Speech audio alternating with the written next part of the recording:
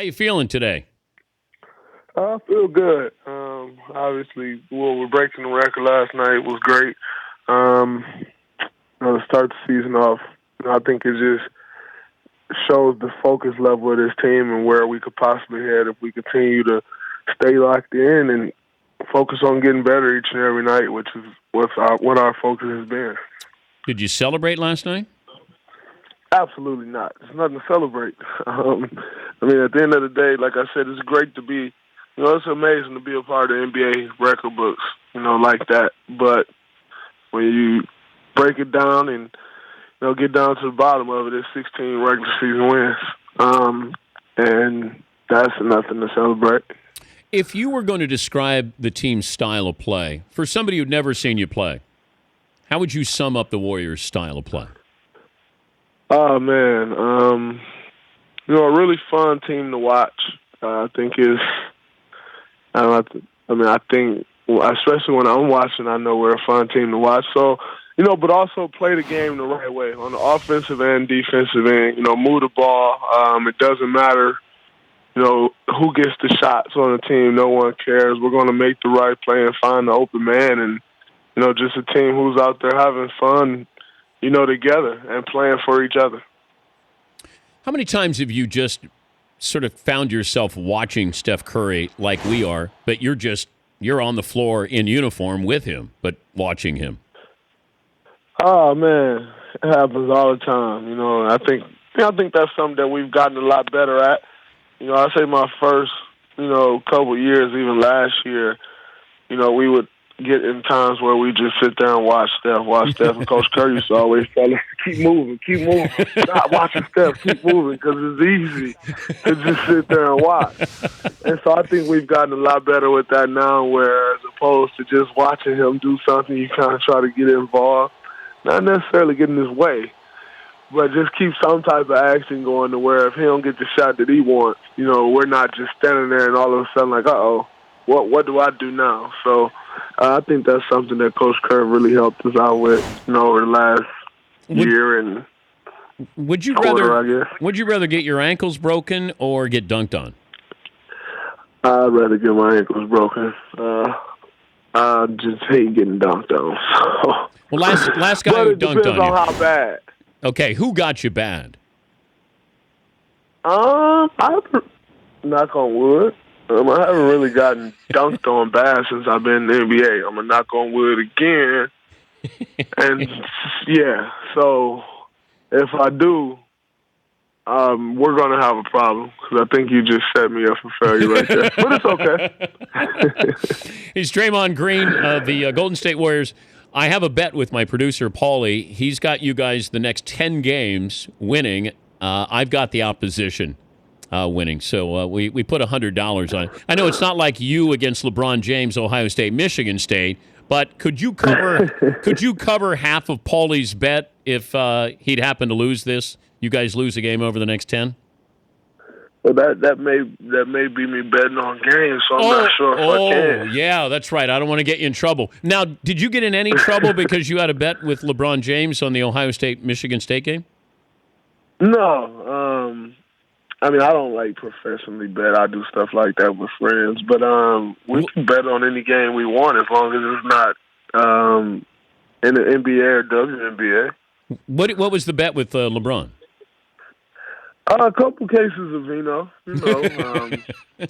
nothing too crazy, but, it was definitely fun. With LeBron, I think I'm the biggest Michigan State fan walking to earth.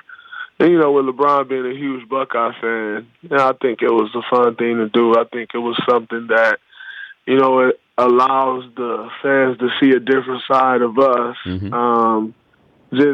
That's something that anybody would do. And, for the fans to be able to see that side of us, I think it was amazing.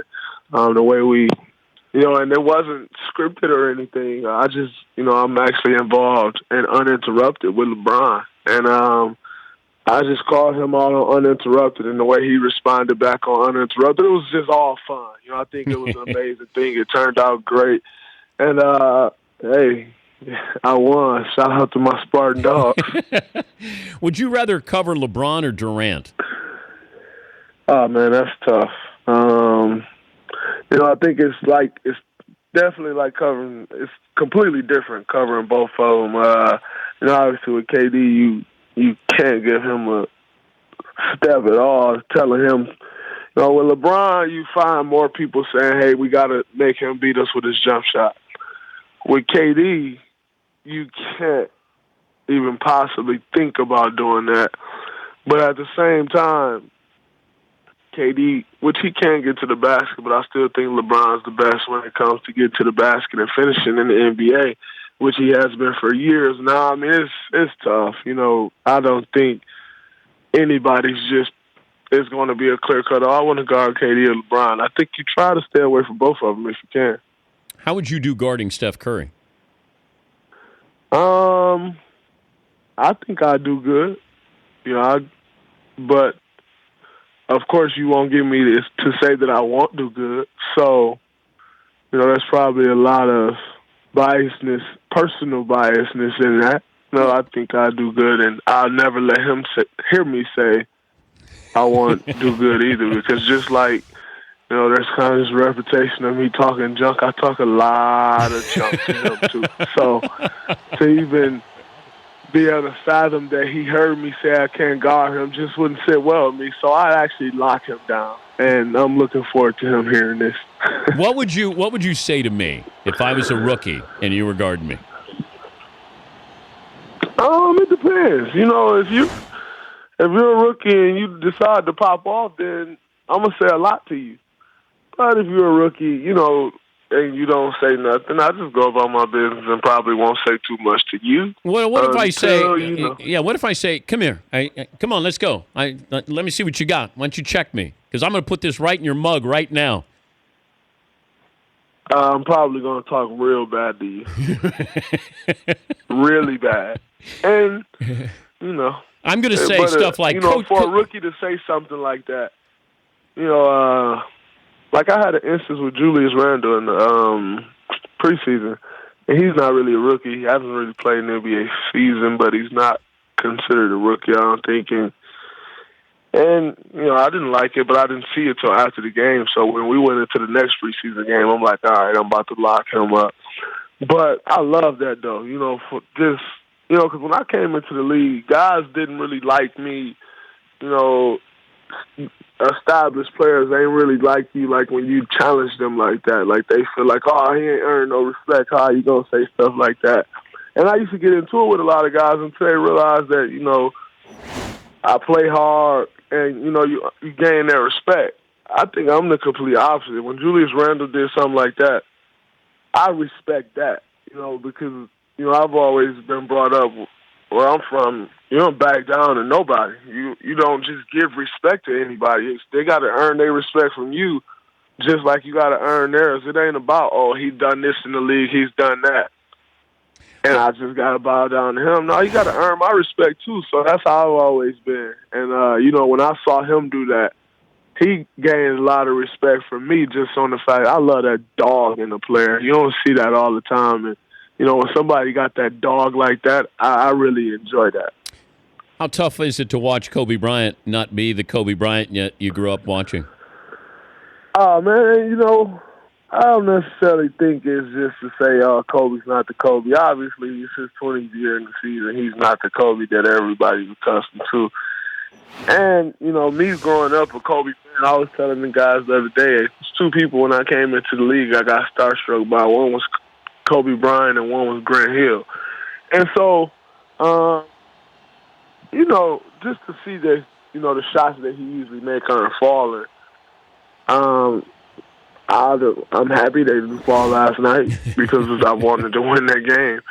So I'm cool with that. And, it's still like he was getting to the spots that he taking shots at. The shots just weren't falling.